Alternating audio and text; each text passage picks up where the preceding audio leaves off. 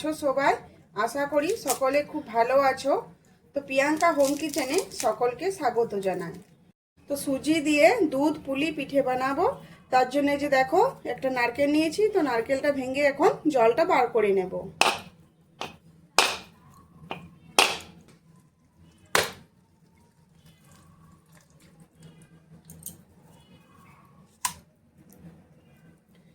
তো এই যে দেখো নারকেলটা ভেঙে নিয়েছি, এবারে এটা কুড়ে নেব।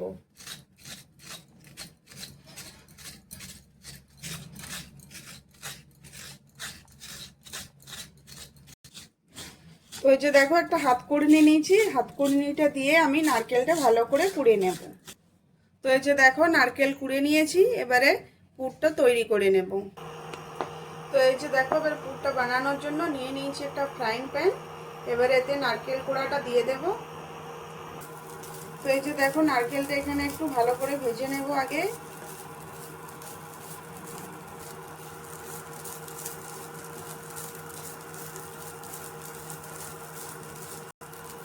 তো এবার এখানে দিয়ে দেব প্রয়োজন মতো গুড়।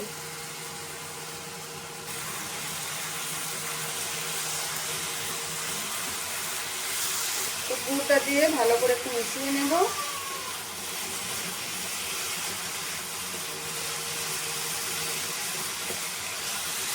তো এখানে আমি দিয়ে দেব 2 চামচের মতন গুঁড়ো দুধ। এবারে এই গুঁড়ো দুধটা খুব ভালো করে মিশিয়ে নেব। তো বন্ধুরা, আমার রান্নার রেসিপিগুলি তোমাদের যদি ভালো লেগে থাকে তো অবশ্যই আমার চ্যানেলটি সাবস্ক্রাইব করে আমার পাশে থেকো। আর আমার ভিডিওগুলি দেখার জন্য সকলকে জানাই অনেক অনেক ধন্যবাদ। তো এই যে দেখো নারকেল পুরটা কিন্তু এখানে আমার হয়ে গেছে, এবার এটা নামিয়ে নেব। তো এই যে দেখো কড়াই নিয়েছি, এবারে কড়াইয়ে দিয়ে দেব 2 চামচ ঘি।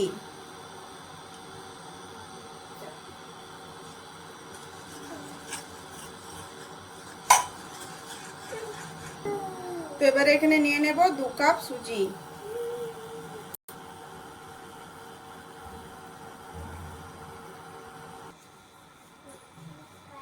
তো এবারে সুজিটা খুব ভালো করে ঘি দিয়ে একটু এভাবে ভেজে নেব।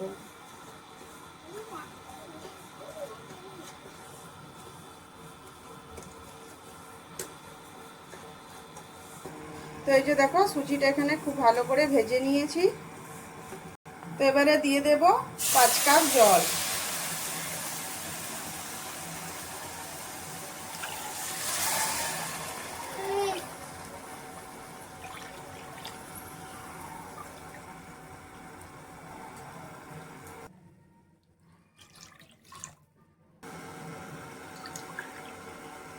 পাঁচ কাপ। তো এখানে দিয়ে দেব শুকনো নারকেলের গুঁড়ো হাফ কাপ। এখানে দিয়ে দেব 1 কাপের মতো চিনি। এবারে এগুলো খুব ভালো করে মিশিয়ে নেব আঁচটা মিডিয়ামে রেখে। তো এই যে দেখো এখানে নারকেল কোড়াটা দিয়েছি, তো এটা দিলে কিন্তু এটা স্বাদটা দ্বিগুণ হয়ে যায়। তো চলো এবার এটা লো আঁচে খুব ভালো করে মিশিয়ে নেব। আর দিয়ে দেব এখানে অল্প নুন।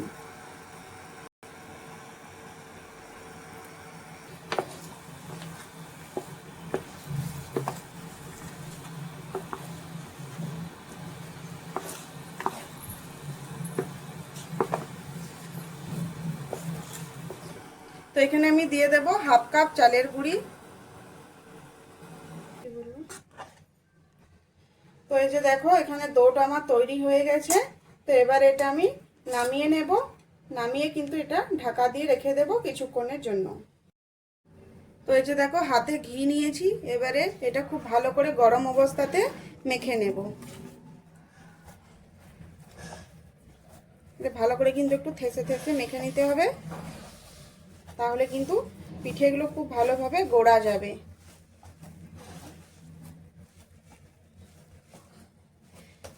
আর যদি এখানে হাতে লেগে যায় তো ঘি নিয়ে নেবে, ঘি বা তেল ইউজ করবে। তো এই যে দেখো এবারে পিঠেটা আমি গড়ে নেব। তো হাতে অল্প নিয়েছি, এভাবে একটু জল হাত করে নেব। এবারে একটু এটা গোল করে নেব বাটির মতো।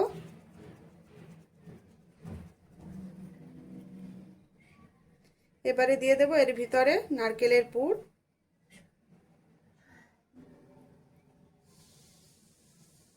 এবারে এটা পুলির আকারে গড়ে নেব।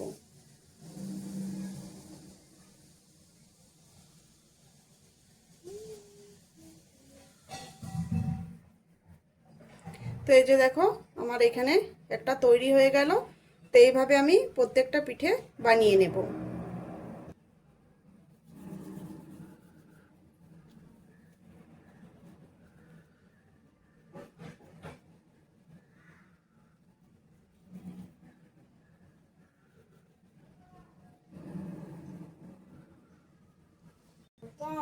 তো চালের গুঁড়ি তো সবসময় আমাদের বাড়িতে থাকে না, আর সুজি দিয়ে যদি এভাবে আমরা পিঠেটা বানিয়ে খাই তো এটা খেতে কিন্তু খুবই ভালো লাগে। আর এইটা কিন্তু খুব সহজেই বাড়িতে তৈরি করে নেওয়া যায়। আর এই সুজির পিঠেটা কিন্তু খুবই নরম হয়, একদম নরম তুলতুলে, এটা মুখে নিলেই যেন একবারে মিলিয়ে যায়। তো পিঠেগুলো ভাপিয়ে নেব। তার জন্য যে দেখো কড়াই নিয়েছি, অল্প জল দিয়ে দিয়েছি। তো এই যে দেখো এখানে একটা ছেঁদাযুক্ত প্লেট নিয়েছি। তো এটাতে খুব ভালো করে আমি তেল লাগিয়ে দিয়েছি। তো এখানে আমি অনেকগুলো কিন্তু পিঠে বানিয়ে নিয়েছি। তো সেগুলো এবারে ভাপতে দিয়ে দিচ্ছি। এই যে দেখো একে একে এখানে আমি রেখে দেব।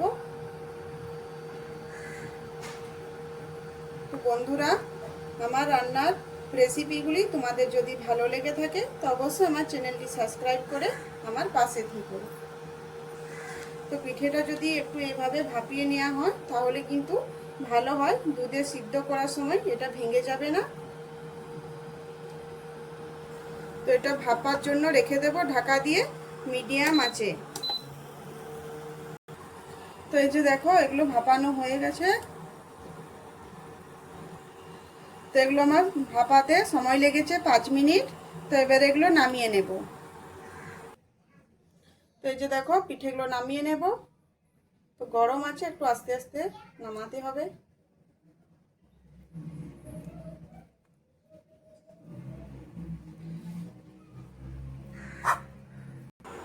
তো এই যে দেখো পিঠেগুলো নামিয়ে নিয়েছি। আর পিঠেটা এতটা নরম হয়েছে বন্ধুরা, এটা বানিয়ে 2-3 দিন যদি আমরা রেখে দিই এটা কিন্তু শক্ত হয়ে যাবে না, একদম নরম তুলতুলে পিঠেটা তৈরি হয়েছে। তো চলো আরও বাদ বাকিগুলো আমি ভাপিয়ে নেব। তো পিঠেগুলো ভাপানো হয়ে গেছে। এবার এখানে নিয়ে নেব আমি 2 চামচ চিনি। তো এখানে চিনিটা আমি ক্যারামেল করে নেব।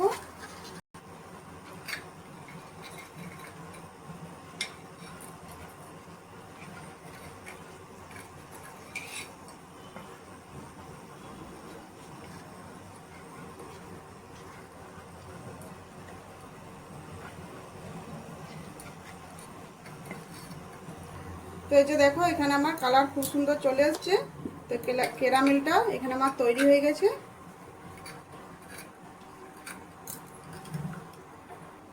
তো এবার এখানে আমি দুধটা ঢেলে নেব।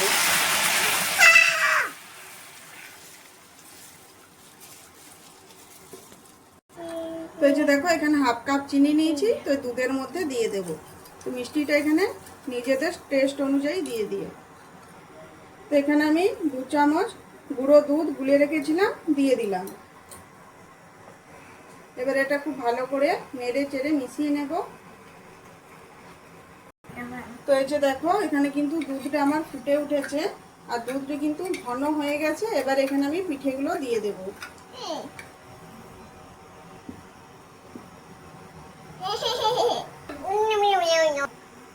তো এইভাবে যদি দুধ পুলি বানানো হয় এটা খেতে কিন্তু খুবই ভালো লাগে।